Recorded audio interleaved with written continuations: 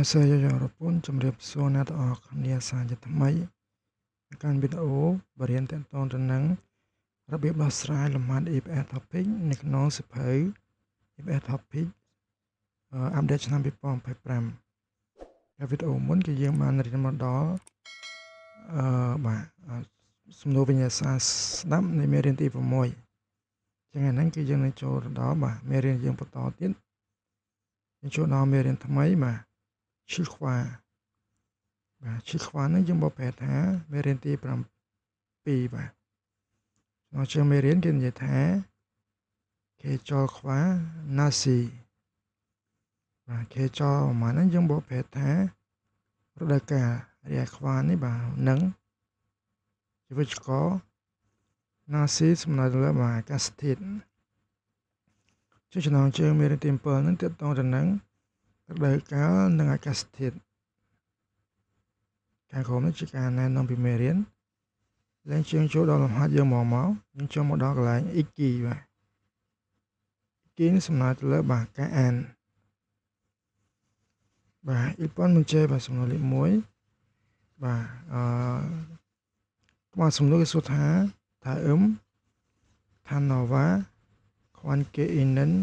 កតសិនមួអាស៊ីមីកាយើងបកប្រែមួយមកមួអាស៊ីមីកាគឺជាអ្វីខ្វាន់គេអ៊ីនិនកតខ្វាន់គេអ៊ីនិនកតនោះមានន័យថាអ្វីដែលពាក់ព័ន្ធកតនេះអ្វីខ្វាន់គេនេះពាក់ព័ន្ធវ៉ានេះនឹងថាណពាក្យថានេះយើងបកប្រែទៅខាងក្រោមចឹងកន្លែងនេះគេសួរថាគឺជាអ្វីដែលពាក់ព័ន្ធទៅនឹងពាក្យខាងក្រោមចឹងពាក្យមួអនក៏អ្វីកតនឹងក៏អ្វីយើងបកប្រែអ្វីតែម្ដងមកចឹងឡើយគេចង់សួរយើងថាគឺជាអ្វីដែលពាក់ព័ន្ធទៅនឹងពាក្យខាងក្រោមតោះពាក្យក្នុងប្រអប់នេះគេនិយាយថាយោរឹមនេះសំដៅទៅលើរដូវក្តៅរដូវក្តៅវាពាក់ព័ន្ធទៅនឹងលេខ1គេដាក់ខេចលវាជារដូវកាលត្រូវចំណុចត្រឹមត្រូវហ្នឹងព្រោះរដូវក្តៅនេះវាជារដូវកាលលេខ2យោហេងសំដៅលើដំណើរកម្សាន្តចឹងអត់ត្រូវទេលេខ3ចាំងសូសំដៅលើទីកន្លែងចឹងក៏អត់ត្រូវដែរលេខ4ម្ញងចលទៅវាបនចឹងរដូវក្តៅមិនមែនជាទៅវាបនទេវាជារដូវកាលឆ្លើយត្រឹមត្រូវលេខ1រីឯសំណួរលេខ2អ៊ីប៉ុនមុនចេសំណួរគេបញ្ជាក់យ៉ាងថាជុងមិឈូឈិនពូពូនីម៉ានិនមុនចាងលកូរីស៊ីបស៊ីអូចឹងបើយើងបកប្រែវាមួយមកបកពីខាងក្រោយកូរីស៊ីបស៊ីអូសុំជ្រើសរើសម៉ានិនមុនចាងប្រែថាប្រយោគម៉ានិនដែលត្រឹមត្រូវពូពូនីនេះមិនដែលលើផ្នែកមិឈូឈិនប្រែថាដែលបានគូបន្ទាត់ជុងមានថាក្នុងចំណោមថានេះប្រែថាខាងក្រោម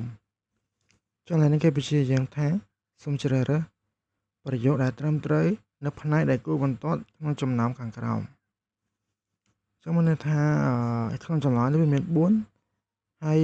ផ្នែកដែលគូបន្ទាត់ហ្នឹងគេឲ្យយើងជ្រើសរើសចម្លើយក្នុងចំណោម4ហ្នឹងមួយណាថាជាចម្លើយត្រឹមត្រូវលេខ1យើងមើលចម្លើយលេខ1គេនិយាយថាជីបកាជីខរសជីបកាជីនេះមានថារហូតដល់ផ្ទះជីបនៅផ្ទះកាជីរហូតដល់ខរសនេះដោយសារតែដើរពេលដើមខុតតាដើរអ៊ីស៊ីពុនជឿមប្រហែល20នាទីអ៊ីស៊ីពុន20នាទីជុំនេះប្រហែលធរយោនេះយើងមកប្រែការវិលកមុនយួរកាន់ឬក៏លើកចឹងឡើយនេះអត់ត្រូវទេដើម្បីឲ្យត្រូវអាហ្នឹងយើងបដូរទៅជាខលយោខលយោនេះមកប្រែថាចំណាយពេល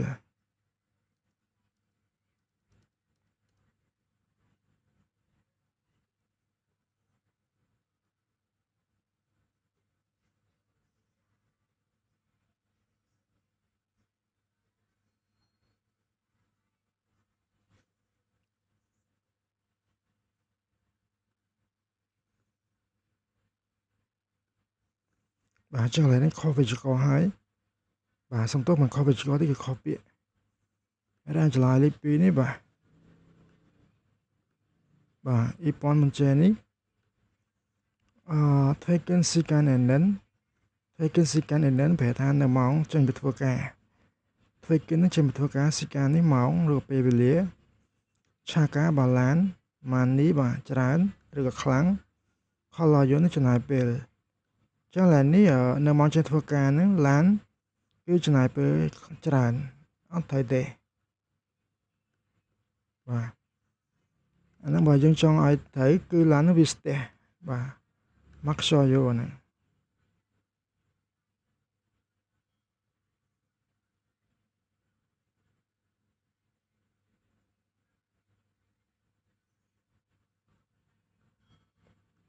បាទចង់លេខ2ក៏ខុសដែរគេថាតែចំណលើពាក្យ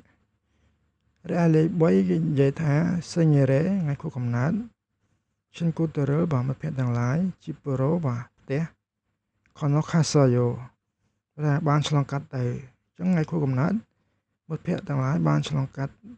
ទៅផ្ទះអត់ត្រូវទេបាទខុសអត្ថន័យឆ្ងាយបើយើងចង់ឲ្យត្រូវអាហ្នឹងឆូដេហេសយោបាទ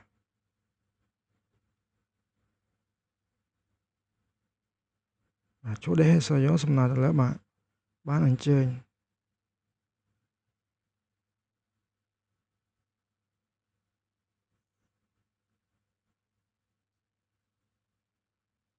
នៅថានៅថ្ងៃខួបកំណើតនេះគឺបានអញ្ជើញមិត្តភក្តិទាំងឡាយហ្នឹងមកផ្ទះចលាត្រឹមត្រូវគឺលេខ4នេះបាទគេនិយាយថាឈិមេបាទនៅព្រឹកភីកាវ៉ានិនដេបើថាព្រឹកភ្លៀងគឺវាបានធ្លាក់ក៏ប៉ុន្តែនិនដេនេះក៏ប៉ុន្តែបា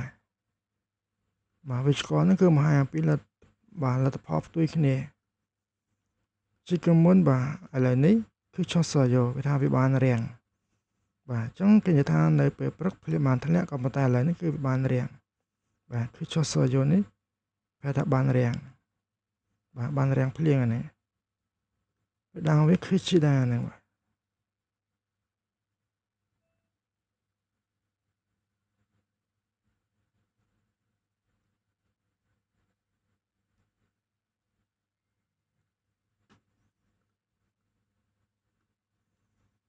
បាទចង់ខហើយឆ្លាតត្រឹមត្រូវវាគេលេខ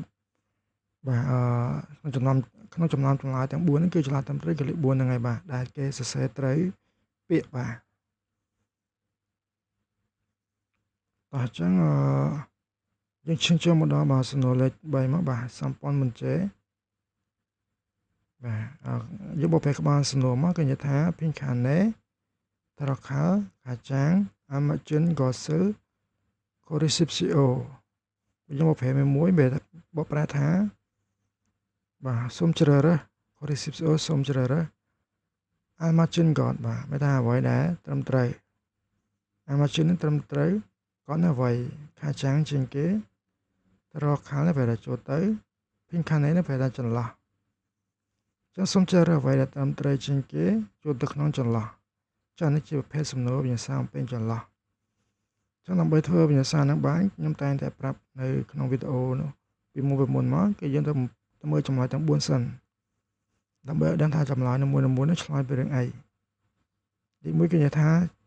ឆុកស៊ីមីដានេះយើងមកប្រែថាតិចរ៉ាលីពីភីសាមីដានេះយើងមកប្រែថាថ្លៃបាទតើតើនឹងតម្លៃរ៉ាលី3បាទម៉ាស៊ីស៊ីមីដាប្រែថាឆ្ងាញ់រ៉ាលី4ទីកប់ស៊ីមីដាសំដៅទៅលើបាទក្តៅទីកប់ស៊ីមីដាសំដៅលើក្តៅបាទវត្ថុឬក៏ម្ហូបបាទរ៉ាក្តៅអាកាសធាតុហ្នឹងបាទផ្សេងអញ្ចឹងយើងកលេចទៅមកសាច់រឿងពេញចន្លោះមកគេនិយាយថាគីមជីជីកេកា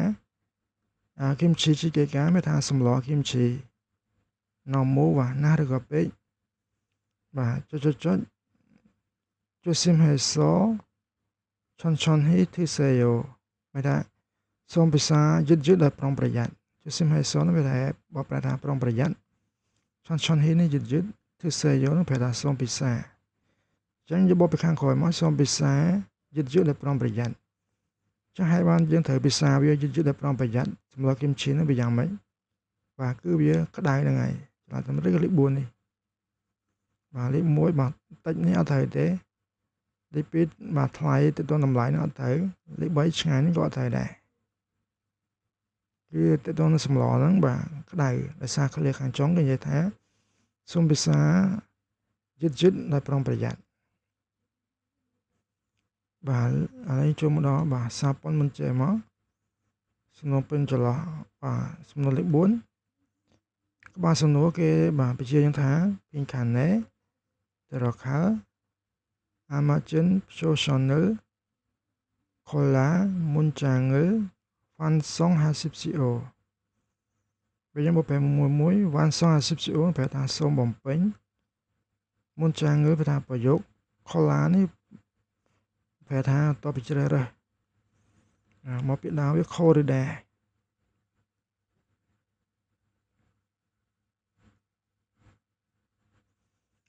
ចឹងបាយជាមួយតម្រងបាទបាទគូសងក្រាបផ្លូវការមកបញ្ចេញ Cola យោចឹងនេះគេអត់ចេញ Cola យោទេព្រោះដើម្បីភ្ជាប់វាទៅបាទគេប្រើវិជ្ជាករបាទកូចឹងនេះបាទគេប្រើវិជ្ជាករក្នុងឃ្លាបាទដើម្បីភ្ជាប់ពយល់នឹងឲ្យវាវែងហ្នឹងចឹងCola នេះប្រែថាជ្រើសរើសតបជ្រើសរើសចូលឆានសំណើលើបាទសំណួរពាក្យបាទអាម៉ាជិនដែលត្រឹមត្រូវទៅរកខាងនេះចូលទៅពីខាងនេះចន្លោះចឹងនេះគេបញ្ជាក់យ៉ាងថាសូមបំពេញប្រយោគបន្តពីជ្រើសរើសសំណួរពាក្យដែលត្រឹមត្រូវចូលទៅក្នុងចន្លោះឥឡូវយើងដូចគ្នាអញ្ចឹងបាទដូចនៅសំណួរលេខ3អញ្ចឹងយើងទៅមើលចម្លើយទាំង4ជាមុនមកដើម្បីដឹងថាចម្លើយនឹងឆ្លើយពីរឿងអីខ្លះលេខ1គេនិយាយថា Parami Mani Phumida Param សម្រាប់លេខខ្យល់ Mani នេះច្រើនឬក៏ខ្លាំង Phumida ប្រែថាបក់ចឹងលេខ1គេនិយាយថាខ្យល់បក់ខ្លាំងលេខ2គេនិយាយថា Pika Chachu Omida Pika មិញហ្នឹងបាទ Pika សំណួរមិញហ្នឹងប្រែថាភ្លៀង Chachu នេះញឹកញាប់ Omida ហ្នឹងប្រែថាធ្លាក់ឬក៏មកចឹងលេខ2ចង់និយាយថាភ្លៀងគឺធ្លាក់ញឹកញាប់លេខ3 Nasika បាទអាកាសធាតុហាងសាំងនេះតែងតែទិដ្ឋាមេដាប្រែថាកក់ក្ដៅជាអាកាសធាតុតែងតែកក់ក្ដៅលេខ4វិញ Nasika Namu Chupsimida Nasika មកអាកាសធាតុ Namu នេះណាស់ឬក៏ពេក Chupsimida ប្រែថាត្រជាក់អាកាសធាតុបាទចុះឃ្លានេះខ្ញុំមកប្រែថាអាកាសធាតុគឺវាត្រជាក់ណាស់ឥឡូវយើងទៅមើលសាច់រឿងមកគេនិយាយថា Che Khoshangen ឆេរបស់ខ្ញុំ Khoshangen វាប្រែថាស្រុកកំណើតChonen បាទខ្ញុំ Hankuke វ៉ាសបន្ទាប់ពីមកប្រទេសកូរ៉េ Hankuke ប្រទេសកូរ៉េវ៉ាសនេះបន្ទាប់ពីមកបាទវិជ្ជាករអសនេះយើងធ្លាប់រៀនពីមុនហើយអត្ថន័យវាបបវាមានរបៀបប្រើនោះពីរទី1ដោយសារតែមូលហេតុទី2បន្ទាប់ពីហើយនឹងឆ្លប់ឃ្លាចឹងនេះអបបញ្ជាក់ពីមូលហេតុទេខ្ញុំមកប្រែបន្ទាប់ពីមកខ្ញុំបន្ទាប់ពីមកប្រទេសកូរ៉េឈរអឿមបាទជាលើកដំបូងឈរអ៊ូរលចង្ហុំហេសមីដាក៏មានបបពិសោធន៍នឹងរដូវរងាខ្ញុំបាទបន្ទាប់ពីមកប្រទេសកូរ៉េហើយក៏មានបបពិសោធន៍នឹងរដូវរងានឹងជាលើកដំបូងបាទណមូឈូវសណមូនេះណាស់ក៏ពេកឈូវសឡើយនេះខ្ញុំមកប្រែដោយសារតែវិញដោយសារវាបញ្ជាក់មូលហេតុដោយសារតែវាត្រជាក់ពេកកម្មចក្រនុឡាសិមេដាខ្ញុំក៏ភ្ញាក់ព្រឹតបាទកម្មចក្រនុឡាសិមេដាខ្ញុំមកប្រែថាភ្ញាក់ព្រឹតចឹងមានន័យថាស្រុកកំណើតរបស់គាត់នឹងយ៉ាងម៉េចហើយគាត់មកដល់ប្រទេសកូរ៉េក៏មានបបិសោតបាទនៅដល់រងាជាលើដំបូងហ្នឹងមានន័យថានៅស្រុកកំណើតរបស់គាត់ហ្នឹងគឺអាកាសធាតុហ្នឹងវាបាទកក់ក្ដៅវាអត់លងាដូចប្រទេសកូរ៉េចឹងឆ្លើយត្រឹមត្រូវគឺលេខ3 Nasika ហាងសាំងតាទិដ្ឋាមេដាចឹងបើយើងយកទៅពេញឆេខយឆាងិន Nasika ហាងសាំងតាទិដ្ឋាមេដាបើប្រែថាអាកាសធាតុសំទោសស្រុកកំណើតរបស់ខ្ញុំអាកាសធាតុតែងតែកក់ក្ដៅខ្ញុំបន្ទាប់ពីមកប្រទេសកូរ៉េហើយក៏បានមានបបពិសោធន៍នៅលើរងាជាលើកដំបូងដោយសារតែវាត្រជាក់ពេកគឺបាទធ្វើឲ្យមានការភ្ញាក់ផ្អើលចឹងលេខ1ខ្យល់បក់ខ្លាំងណាស់អត់ត្រូវ ចល័យលេខ2បាទភ្លៀងធ្លាក់ញឹកញាប់ក៏អត់ត្រូវលេខ4អាកាសធាតុបាទត្រជាក់នេះក៏អត់ត្រូវដែរបាទព្រោះបើយកចល័យលេខ4ទៅបំពេញនេះមានន័យថាសាច់រឿងនេះគឺវាស្របគ្នាទាំងអស់ហ្នឹងមិនត្រូវដោយសារតែគាត់និយាយទី1នៅឃ្លាដំបូងនិយាយពីស្រុកកំណើតរបស់គាត់ឃ្លាទី2និយាយពីគាត់បានមកប្រទេសកូរ៉េជាស្ថានភាពត្រូវតែផ្ទុយគ្នាបាទចល័យអក្សរសំគឺលេខ3នេះអាកាសធាតុតែតែកក់ក្ដៅឥឡូវយើងចូលដល់បាទសំណួរចុងក្រោយនៃវីដេអូយើងអូប៉ុនមុនជេបាទសំណួរលេខ5នេះគេហៅថាប្រភេទសំណួរអត្ថបទវែងតើក្បាលសំណួរគេបញ្ជាយើងថាអឹមខឺរិលអ៊ីកូណេយ៉ងខ្វាខាថិនក៏សិលខូរីស៊ីបស៊ីអូចា៎នេះគេបញ្ជាយើងថាបាទសូមជ្រើសរើសខូរីស៊ីបស៊ីអូសូមជ្រើសរើសខាថិនក៏សិលអ្វីដែលដូចបាទខ្វានឹងណេយ៉ងអត្ថន័យអ៊ីកូនេះបន្ទាប់ពីអានខឺនេះអត្ថបទថាអឹមនឹងខាងក្រោមជាងគេបញ្ជាយើងថាសូមជ្រើសអ្វីដែលដូចនឹងអត្ថន័យតទៅពីអានអត្ថបទខាងក្រោមមានថាគេឲ្យយើងរើសអ្វីដែលដូចទៅនឹងអត្ថបទហ្នឹងអញ្ចឹងក៏លើធ្វើវិញ្ញាសាបែបនេះខ្ញុំតែងតែប្រាប់នៅវីដេអូមុនយើងទៅមើលចម្លើយទាំង4នេះជាមុនសិនបាទមើលចម្លើយទាំង4ហ្នឹងដើម្បីរកពាក្យកលឹះក្នុងចម្លើយទៅផ្ទៀងក្នុងអត្ថបទ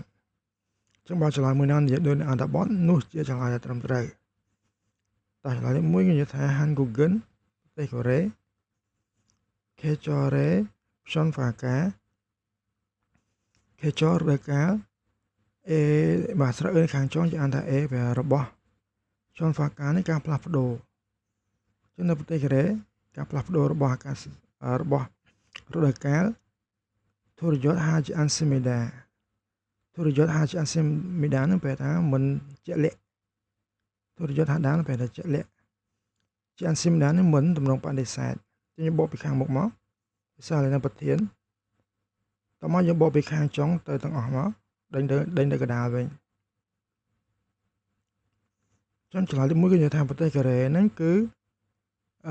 បាទមិនជាក់លាក់ទេនៅការប្រែប្រួលរបស់រដូវកាល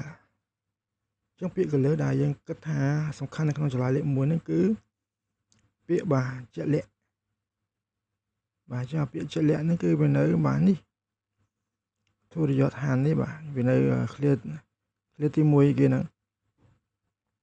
ចឹងខ្ញុំបកប្រែពីឃ្លាទី1មកយើងដឹងថាចម្លើយលេខ1និយាយត្រូវឬក៏ខុសហើយចឹងឃ្លាដំបូងគេនិយាយថា Google បាទប្រទេសកូរ៉េសាខេចរីប្រែថារដូវកាលទាំង4សានឹង4ខេចររដូវកាលធរយន្តហានណារ៉ាអ៊ីមីដាធរយន្តហានប្រែថាជាក់លាក់ណារ៉ានៅប្រទេសអ៊ីមីដាគឺជាចឹងបកពីខាងមុខមកខាងក្រោយហើយដេញទៅកណ្ដាលវិញមកគេនិយាយថាប្រទេសកូរ៉េហ្នឹងគឺជាប្រទេសដែលជាក់លាក់នៅរដូវកាលទាំង4ដល់ពេលចម្លើយលេខ1គេនិយាយថាប្រទេសកូរ៉េហ្នឹងមិនជាក់លាក់ទេនៃការប្រែប្រួលរបស់រដូវកាលចឹងខុសបាទរីឯចម្លើយលេខ2គេនិយាយថាឈូជេនិនបាទឈូជេនសំដៅទៅលើពិធីបុណ្យណាស៊ីកាបាទអាកាសធាតុឈូអឿនខាអ៊ឺរ៉េលើស្លឹកឈើជ្រុះដែលល្អឈើអ៊ូននេះប្រែថាល្អខាអ៊ឿននោះដែលស្លឹកឈើជ្រុះម៉ានីបាទច្រើនយ៉ាលីមីដានេះប្រារព្ធចឹងបបពីខាងមុខទៅខាងចុងមកកណ្ដាលដែរមកបើថាពិធីបុណ្យហ្នឹងគឺគេប្រារព្ធច្រើននៅរដូវស្លឹកឈើជ្រុះដែលអាកាសធាតុនឹងល្អចឹងពាក្យកលឹះរបស់វាដែលសំខាន់នៅក្នុងចម្លើយលេខ2ហ្នឹងគឺពាក្យរដូវស្លឹកឈើជ្រុះចឹងរដូវស្លឹកឈើជ្រុះហ្នឹងវានៅក្នុងអត្ថបទយើងនៅជួរទី2កណ្ដាលគេនេះបាទនេះបាទខាអឺរិនបាទចឹងបកពេលហ្នឹងមកយើងនឹងដឹងថាចម្លើយហ្នឹងនិយាយត្រូវខុសហើយគេនិយាយថាខាអឺរិនរដូវស្លឹកឈើជ្រុះណាស៊ីកាជ្រោះសអាកាសធាតុដែលសានតែល្អណាស៊ីកាអាកាសធាតុជ្រោះសសានតែល្អឈូជេនេះបាទពិធីបុណ្យទឹងខ្វាខាត់ធិនដែលដូចទៅនឹងលក្ខណៈទឹងលក្ខណៈខ្វានេះនឹងខាត់ធិនដែលដូច ចឹងនៅដើរលើកជ្រុះកាសធាតុដល់សារតែល្អពិធីបុណ្យដែលដូចទៅនឹងលក្ខណៈបាទហេសាឬបាទព្រឹត្តិការណ៍ហេសាព្រឹត្តិការណ៍ម៉ានីយលលីមីដាវាថាប្ររពធ្វើនឹងច្រើនចឹងគឺចង់និយាយថាដើរលើកជ្រុះកាសធាតុសារល្អរបបខាងចុងមកវាថាគេប្ររពធ្វើច្រើននៅកម្មវិធីដែលដូចជាពិធីបុណ្យ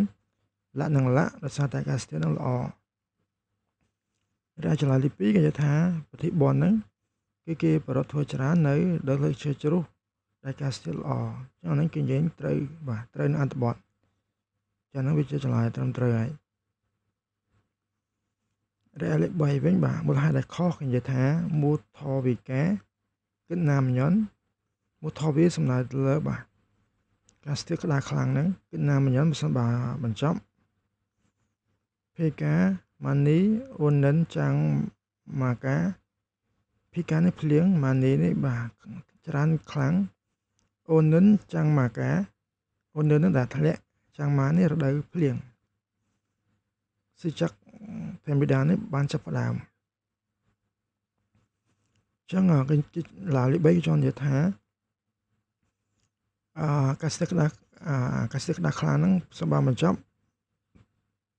ក៏ចាប់ផ្ដើមនៅរដូវភ្លៀងដែលមានភ្លៀងធ្លាក់ខ្លាំងចឹងពាក្យកលេសសំខាន់នៅក្នុងចលនាលេខ3នេះគឺពាក្យចាំងម៉ានេះបាទចាំងម៉ាហើយនឹងនឹងហើយបាទចឹងចាំងម៉ាហើយនឹងពាក្យអាកាសធាតុក្តៅនេះបាទមូថវីនេះចឹងមូថវីបាទចាំងម៉ានេះវានៅឃ្លាទី2បាទដើមគេហ្នឹងចឹងបបប្រែឡើងមកយើងដឹងថាច្រឡំនិយាយទៅខុសហើយគេនិយាយថាចាំងម៉ាកាគិតណាមញ៉ុនចាំងម៉ាមិននេះរដូវភ្លៀងធ្លាក់គិតណាមញ៉ុនសម្រាប់បញ្ចប់មូថវិកាបាទអាកាសធាតុក្តៅខ្លាំងសិចក្ធម្មតាក៏បានចាប់ផ្ដើមដល់ពេលឡើងលេខ3នេះគេនិយាយថារដូវក្តៅនឹងសម្រាប់បញ្ចប់ក៏ចាប់ផ្ដើមនៅរដូវបាទភ្លៀងដែលមានភ្លៀងធ្លាក់ខ្លាំងចឹងមានន័យថាគេនិយាយផ្ទុយគ្នាបាត់ហើយបាទក្នុងអត្ថបទគេនិយាយថារដូវភ្លៀងធ្លាក់នឹងសម្រាប់បញ្ចប់រដូវក្តៅខ្លាំងនឹងក៏បានចាប់ផ្ដើមរីឯនេះឆ្លើយនេះវិញនិយាយថាបើសិនបាទរដូវក្តៅខ្លាំងបញ្ចប់បាទរដូវភ្លៀងធ្លាក់ខ្លាំងហ្នឹងក៏ចាប់ផ្ដើមចឹងមានថាវាខុសគ្នាបាទចឹងនេះខុសហើយបាទរីឯឆ្លើយលេខ4វិញបាទគេនិយាយថាចៅអ៊ូរេនិនបាទចៅអ៊ូសំដៅលើរដូវរងាណមូឈូវ៉ាសណមូនោះណាឬក៏ពេកឈូវ៉ាសសតែរងាឬក៏ត្រជាក់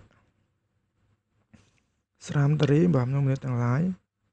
យ៉ាវេហ្វាល់តុងងើហាជាអានស៊ីមីដែរ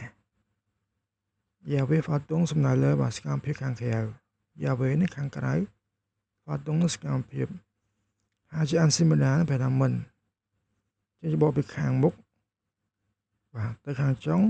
ហើយដេញមកកណ្ដាលវិញមកចឹងមានន័យថាដោយរងាគេមិនធ្វើសកម្មភាពនៅខាងក្រៅទេបាទគឺមនុស្សទាំងឡាយមិនធ្វើសកម្មភាពនៅខាងក្រៅទេដោយសារតែបតិចពេកចឹងពាក្យកលេសវាសំដៅទៅលើបាទខ្យល់អ៊ូលចឹងខ្យល់អ៊ូលវាមាននៅបាទជួរទី3បាទនេះយើងបកប្រែជួរទី3មកយើងដឹងថាច្រឡំត្រូវឬខុសហើយគេនិយាយថាខ្យល់អ៊ូលរិនបាទរដូវរងាម៉ែអ៊ូឈប់ជីម៉ានប្រែថារដូវរងាហ្នឹងគឺបាទ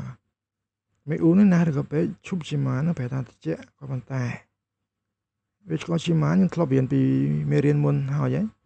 តម្រងវាគុណនាមគេសាបូកជីម៉ានក៏ប៉ុន្តែចឹងរដូវរងានេះគឺវាត្រជាក់បាទខ្លាំងណាស់ក៏ប៉ុន្តែស្គីទឹងស្គីសំដៅលើបាទការជិះស្គីហ្នឹងឡើងលាក់ទឹងឡើងលាក់ចៅអ៊ូស្ពតឈឺរចៅអ៊ូស៊ុបឈឺប្រែថាកីឡានៅរដូវរងាស្ពតឈឺមកពីកម្ពុជាអង់គ្លេសបាទ sport ជិលគីនិនសារ៉ាមតារីម៉ាស៊ីមីដាថាមនុស្សម្នាក់ទាំងឡាយដែលរីករាយនេះគឺច្រើនជិលគីនិននឹងរីករាយ ច្រើនតរីមនុស្សនេះទាំងឡាយបានស៊ីមដានច្រើនឃ្លាគឺចង់និយាយថានៅដើរងាវិទ្យាក៏ប៉ុន្តែបាទវិទ្យាខ្លាំងណាស់ក៏ប៉ុន្តែ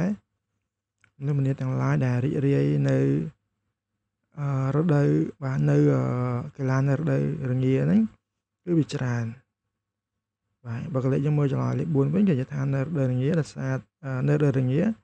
គឺមិនធ្វើសកម្មភាពនៅខាងក្រៅទេបាទមនុស្សម្នាទាំងឡាយដោយសារតែវិទ្យាពេកអញ្ចឹងខុសបាត់ខ្ញុំមានតែចន្លោះលេខ2ទេដែលនិយាយដូចទៅហ្នឹងបាទអត្ថបទហ្នឹងបាទទៅវាជាចំណុចត្រឹមត្រូវបាទអញ្ចឹងវីដេអូនៃការបរៀនទាក់ទងទៅនឹងការដោះស្រាយផ្នែកវិញ្ញាសាអាននៅក្នុងមេរៀនទី7បានមកដល់ទីបញ្ចប់បាទបងប្អូនជួយចុចវីដេអូនេះកុំភ្លេចជួយចុច like ឬជួយ subscribe ใน YouTube របស់ខ្ញុំមួយដើម្បីជាការលើកទឹកចិត្តឲ្យខ្ញុំបន្តផលិតវីដេអូបរៀនជាភាសាអង់គ្លេសជាបន្តទៅមុខទៀតអរគុណច្រើនយើងនឹងជួបគ្នានៅវីដេអូបន្ត